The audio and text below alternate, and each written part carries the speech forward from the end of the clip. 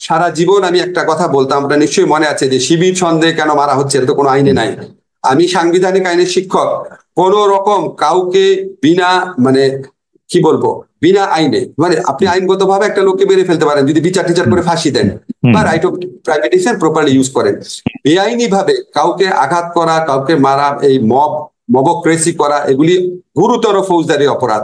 অবশ্যই এগুলি কেউ যদি করে আমরা প্রতিরোধে ব্যর্থ হতে পারি, কিন্তু বিচারে ব্যর্থ হব না। প্রফেসর আসিফ নজরুল, আমাদের আপনি যেহেতু শিবিরের প্রসঙ্গটা তুললেন, সেজন্য এটা বলা হয় যে বর্তমান সরকারের সাথে জামায়াতের সম্পর্ক সবচেয়ে বেশি। আসলে জামায়াতই বর্তমান সরকারের চালিকা শক্তি। বলা হচ্ছে যে প্রত্যেকটা শিক্ষা প্রতিষ্ঠানে যারা ভাইস চ্যান্সেলরের নিয়োগ পাচ্ছেন তারা জামায়াত ঘনিষ্ঠ বা জামায়াতের দেখিয়ে দিল। অন্তর্বর্তী সরকার কি জামাতের উপর খুব বেশি ভর করে আছে কিনা? কেউ কেউ বলছেন বৈষম্য বিরোধী আন্দোলনের যে 152 জন কেন্দ্রীয় সমন্বয়ক রয়েছেন তাদের মধ্যে 108 জনই শিবিরের। এই কারণে কি এই সরকার শিবির দিয়ে বা জামাত শিবির দিয়ে পরিচালিত হচ্ছে বলে কেউ কেউ বলতে চাচ্ছেন? এই কথা নিয়ে আপনার একটু মন্তব্য। আচ্ছা, আমি কিন্তু ফেসবুকে এরকম প্রচারণাও দেখেছি, আপনিও দেখেছেন, খেয়াল করে দেখেন, যে বাকশালীদেরকে পুনর্বাসন করছে এই সরকার। আমি এরকম প্রচারণাও দেখেছি, আওয়ামী লীগের বদলে বিএনপি সরকার এসেছে, সব বিএনপি লোককে দেওয়া হচ্ছে, এখন আবার বলা হচ্ছে জামাতের দেওয়া হচ্ছে। কাজে আপনি প্রচারণা না দেখে আপনি অ্যাকচুয়াল ফ্যাক্টস গুলা দেখার চেষ্টা করবেন। আপনাকে একটা এক্সাম্পল দেখালে তাহলে আপনি একটু বুঝতে পারবেন। ধরেন আমি যখন আন্তর্জাতিক অপরাধ আদালত, যেটা ইন্টারন্যাশনাল ক্রাইম ট্রাইব্যুনাল অ্যাক্ট, সেখানে যখন আমার মন্ত্রণালয়ের পক্ষ থেকে চিফ প্রসিকিউটরকে নিয়োগ দেওয়া হলো, সেদিন ফেসবুকে সারাদিন প্রচারণা চললো যে আমি হচ্ছে জামাত, কেন আমি তাকে নিয়োগ দিলাম। উনি এবি পার্টির লিডার ছিলেন, এবি পার্টি থেকে পদত্যাগ করেছিলেন, খুবই খুবই বড় আইনজীবী, এটা তো আপনারা জানেন, এই আন্তর্জাতিক অপরাধ ট্রাইব্যুনালের সবচেয়ে অভিজ্ঞ আইনজীবীদের একজন। তখন 24 ঘন্টার মতো প্রচারণা চললো আমি হচ্ছে জামাত। পরে একদিন বিরতির পর শিল্পকলা একাডেমিতে আরেকজন অত্যন্ত প্রসিদ্ধ শিক্ষক জামিল আহমেদ সাহেবকে নিয়োগ দেওয়া হলো। সাথে সাথে 24 ঘন্টার ব্যবধানে প্রচারণা চললো আমি আসলে বাকশালী, আমি খাদানিক এবং আমি নাস্তিক। এখন আপনি বলেন দুইটা জিনিস কি একসাথে সত্যি হতে পারে? কাজে মানুষের মধ্যে ধরেন ফেসবুক আমাদের জন্য একটা সম্ভাবনার অপার দ্বার খুলে দিয়েছে। আর এখন তো কারো আপনার জালিম সরকার না, আমরা বাক স্বাধীনতায় কথায় কথায় সাইবার সিকিউরিটি অ্যাক্ট প্রয়োগ করবো না, কারো অত্যাচার হবে না, কথা বলার জন্য এখন পর্যন্ত কোনো রকম খারাপ ঘটনা ঘটেনি, ইনশাল্লাহ আর কোনোদিনও ঘটবে না আমাদের সরকারের আমলে। ফলে মানুষ আপনার যার যা ইচ্ছা মতো বলছে, এবং দেশ নিয়ে সবাই খুব কনসার্ন, তো এটা আবার পজিটিভ দিকও আছে, সবাই কনসার্ন হয়ে সবাই অনেক ধরনের উদ্যোগ প্রকাশ করছে। আপনাকে আমি একটা এই যে বলা হচ্ছে একটা মিনিট 152 জনের মধ্যে 108 জন শিবির, এই প্রচারণার কোনো প্রমাণ আছে? একটা কথা আপনাকে বলি, যেমন আপনি দেখবেন ফেসবুকে কেউ বলা শুরু করেছে যে জাফর ইকবাল সাহেব তো ঠিকই বলেছিল, এটা তো আসলে জামাত শিবিরের আন্দোলন, এটাও আমি দেখেছি। আচ্ছা ভাই, এই যে বিএনপি সাংবাদিক সম্মেলন করে বললো যারা মারা গেছে তাদের মধ্যে 50% হচ্ছে বিএনপির লোক, ঠিক আছে? আর আজকে আমি একটা টক শো দেখছিলাম, আমার চোখ দিয়ে পানি পড়ছিল। বরকতুল্লাহ বুলুর ছেলে সানিয়া, যে ছেলেটা আপনার পুরো ঘটনা বর্ণনা করলো, তার মা ছিল পাশে। আমি কিন্তু আন্দোলনকালে আমি তাকে চিনতাম না, আমি তার ছবিটা ফেসবুকে দিয়ে বলেছিলাম বাংলাদেশের জয় হবে। একটা মা তার ছেলে টর্চার হচ্ছে, তারপর তাকে বলছে আমরা তোমার সাথে আছি। এই যে ওই ভিডিও, ওই ছেলেটার বর্ণনা পড়লাম, এখন সে কি জামাতের লিডারের ছেলে? আজকে আপনি মুগ্ধর স্ট্যাটাসের কথাটা মনে করেন, মুগ্ধ যে স্ট্যাটাস দিয়েছে, হঠাৎ করে আপনি যা ইচ্ছা তো বললে হবে না, আপনাকে প্রমাণ দেখান জিনিসটা। আমি যেটুকু জানি আপনাকে বলি, খালেদ, আমি ঢাকা বিশ্ববিদ্যালয়, খালেদ একটা জিনিস, ঢাকা বিশ্ববিদ্যালয়ের শিক্ষক হিসাবে কাছের থেকে আমি যেটা জানি, এই জালিম ফ্যাসিস্ট সরকারের বিরুদ্ধে আন্দোলনে এমনকি ছাত্রলীগের সাধারণ কর্মী যাদেরকে টর্চার করে ছাত্রলীগ বানানো হয়েছিল, এমনকি তাদেরও কারো কারো পার্টিসিপেশন ছিল। বিপুল সংখ্যক ছাত্র দলের নেতার সংশ্লিষ্টতা ছিল, শিবিরদের আমি চিনতাম না, তাদেরও থাকতে পারে, বাম দলের সংশ্লিষ্টতা ছিল, সাধারণ মানুষের সংশ্লিষ্টতা ছিল, তারা তো বাংলাদেশের মানুষের অংশ, সবার অংশগ্রহণ ছিল। আচ্ছা, আমি আপনার সাথে কথা বলার একটা সুবিধা হলো যে আপনার কথা থেকেই আসলে গুরুত্বপূর্ণ কথাগুলি ক্লু পাওয়া যায়। আপনি আন্তর্জাতিক অপরাধ ট্রাইব্যুনালের আইন বা তাদের চিফ প্রসিকিউটরের কথা বলেছেন। প্রফেসর আসিফ নজরুল, আমি একজন জুরিস্ট হিসেবে আপনার কাছে প্রশ্নটা করতে চাই যে সেই আইন আপনারা সংশোধন করছেন, সেই জায়গায় আপনি যাকে চিফ প্রসিকিউটর আপনারা যাকে নিয়োগ দিলেন, সেই আইনজীবী তাজুল ইসলাম, জামায়াত নেতা মতিউর রহমান নিজামী, আলী হাসান মোহাম্মদ মুজাহিদের আইনজীবী ছিলেন।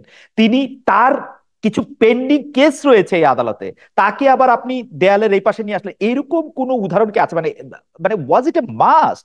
মানে তাজুল ইসলাম কি কেন এটা চিফ প্রসিকিউটর করতে হবে? আচ্ছা ঠিক আছে, এখন আপনি আমাকে বলেন, বাংলাদেশে যারা আইনজীবী আছে তাদের একটা বড় অংশ হচ্ছে প্রো আওয়ামী লীগ, এটা তো সত্যি কথা। এখন আপনার কি ধারণা তারা এই আদালতে আইনজীবী হতে রাজি হবে যে এই আদালতে আওয়ামী লীগের নেতাদের বিচার হবে? আপনার কি ধারণা তারা রাজি হবে? আবার ধরেন কিছু কিছু আইনজীবী আছে যাদের দক্ষতা নিয়ে বড় একটা অংশ তো বিএনপির আইনজীবীরাও আছেন যারা খুব আনন্দ নিয়ে রাজি হবে আওয়ামী লীগের লোকদের বিচার করতে। তাই আপনার ধারণা না? জি, আমার ধারণা। আমি আপনাকে নাম দিতে পারি, আমি আপনাকে নাম দিতে পারি, খালেদ, আপনাকে একটা কথা বলি খালেদ। আচ্ছা ঠিক আছে, আমাদের এই আদালতে তো আরো কিছু আইনজীবী নিয়োগের বিধান আছে। আপনাকে আমি একটা চ্যালেঞ্জ করে দিলাম, আপনি বিএনপির দক্ষ কোনো আইনজীবীকে একটু এনে দেন ভাই, এখানে মানে গুরুত্বপূর্ণ উপস্থিত দেওয়ার আছে। আরেকটা কথা আপনাকে বলি, তাজুল তো এখানে আইনজীবী, তাজুল তো বিচারক না। আপনারা যখন যুদ্ধাপরাধী আদালত যখন বিচার হচ্ছিল, তখন যারা এই জামাতি নেতাদের বিপক্ষে যারা আইনজীবী ছিলেন, তারা তো সবাই আওয়ামী লীগের পলিটিক্সের সাথে ইনভলভ ছিল, আওয়ামী লীগ পন্থী আইনজীবী ছিল, তারা আওয়ামী লীগ পন্থী আইনজীবী ছিল, আপনার মনে আছে? তো তখন আপনার বিচারে কোনো সমস্যা হয়নি, আমরা বিচারে অন্যান্য প্রসঙ্গে প্রশ্ন তুলেছি, কিন্তু এটা নিয়ে প্রশ্ন তুলিনি। আমরা আইনজীবী তো সরাসরি ভাবে প্রমাণ করার চেষ্টা করবে দোষ আছে, এবং আমরা তো এই স্কোপটা রেখেছি, যাদের বিরুদ্ধে অভিযোগ আসবে আপনারা পৃথিবীর শ্রেষ্ঠতম আইনজীবীকে নিয়োগ করেন, যেটা গত সরকার করে নাই। আপনারা বেস্ট আইনজীবী নিয়োগ করেন। আমরা তো বিচারক আর জামাত থেকে নিয়োগ করছি না, আমরা তো বিচারক আর বিএনপি থেকে নিয়োগ করছি না। আমরাও চেষ্টা করছি যে বিচারক পদে সবচেয়ে মানে কি বলবো, এখন ভাই সবকিছুর পর বাংলাদেশে মানুষ দেখবে নিয়োগ করার পর বলবো উনি এটার সাথে এই ছিল, উনি এটার সাথে এই ছিল। আমরা চেষ্টা করব এইটা আপনি ঠিকই বলছেন, কিন্তু আওয়ামী লীগের যেসব লোকদের নেতাদেরকে সেই আদালতে নেওয়া হয়েছে, আমরা কিন্তু দেখছি সেখানে তাদেরকে গায়ে হাত তোলা হচ্ছে, তাদেরকে আইনজীবী নিয়োগ দিতে দেওয়া হচ্ছে না। সেই বিষয়টিও আপনাকে ব্যথিত করছে, আপনি নিজেও এটি বলছিলেন। তো আপনার সরকার কি আসলে সেটি খুব বেশি মানে আমি কি বলি যে সেটি আসলে খুব বেশি চেক করতে পারবেন? আমি নিজে দেখেছি, আপনিও দুঃখ প্রকাশ করেছেন যে এরকম তো হওয়ার কথা না এটা কখনো।